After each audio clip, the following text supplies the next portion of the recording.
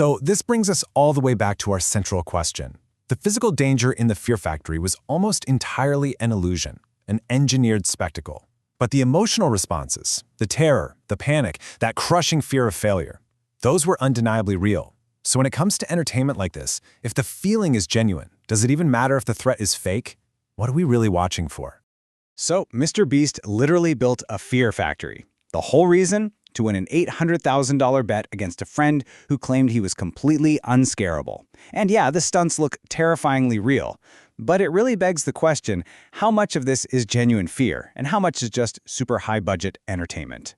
Let's get into it. You know, it all kicked off with this one simple, really bold claim from the contestant Mac. He bet MrBeast he couldn't be scared. And that single challenge, well, it set off this incredibly elaborate, high-stakes experiment in what it actually takes to scare someone. So that's the big problem MrBeast has to solve, right? How do you actually genuinely scare someone who says they have no fear? To figure that out, we've got to look at how these stunts were really put together. All right, first up, let's talk about the engineered spectacle. These are the moments that are designed to look like pure, life-threatening danger. But, behind the curtain, there is a massive amount of planning going on. Okay, take this first challenge. Mac is standing on a plank, 200 feet in the air, and he's told to just unclip his harness and fall. You can see him physically shaking. This is classic fear engineering. You take a super common phobia, heights, and you remove any visible safety net. It creates this raw, visceral, terrifying moment. But here's the twist. MrBeast promises him something will break your fall, but he doesn't say what. So Mac's terror is 100% real. But the actual physical danger, it's an illusion. It's a perfect example of what you'd call controlled chaos, all managed by a hidden, super-engineered safety system. And the spectacle just gets bigger from there. For the next challenge, a car is dropped into a 45-foot deep lake, and Mac has to escape and grab these bags of money before it sinks all the way. I mean, it's a race against time that looks like it's straight out of an action movie. And this shot, wow, it just perfectly illustrates the whole theme. As Mac is struggling in that freezing water, we find out a key detail. There are 7 safety divers waiting just off camera. So while his panic is absolutely real, the situation is completely under control. The feeling of risk is cranked up to the max, while the actual risk is brought way, way down. So we go from manufactured danger to something totally different. Manufactured fear for a commercial. This was without a doubt the most literally fake moment in the entire video, where a challenge was really just a clever setup for an ad.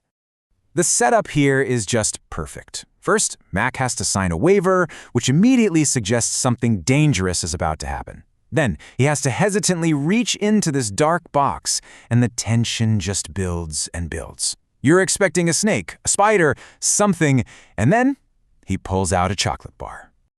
I mean, just look at this contrast. On the left, you have what every single viewer was expecting, a classic Fear Factor-style creepy creature. On the right, the producer's reality, pure brand integration.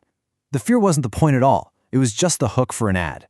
So you have to ask, is this even a challenge anymore? Or is it just really elaborate product placement? Okay, so far, the fears have all been external things, heights, drowning, but this next challenge, it was completely internal. MrBeast shifted from this grand spectacle to pure psychological manipulation by burying Mac alive. And this is where things get really fascinating.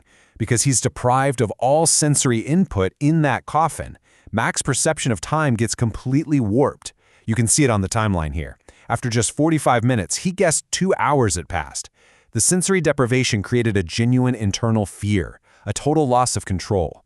He was physically safe, sure, but mentally, he was completely adrift. Which brings us to our final section. After all the engineered stunts, all the psychological games, what was the one fear that actually proved to be the most authentic? The one that wasn't manufactured by MrBeast's team? Think about it. After a 200-foot fall, a sinking car, and being buried alive for a day and a half, what could possibly be the thing that truly got to Mac? The production team threw every classic fear in the book at him. Spiders, heights, drowning, claustrophobia. But the final challenge? It wasn't an external threat at all. It was a recreation of a previous challenge where Mac had already lost $800,000.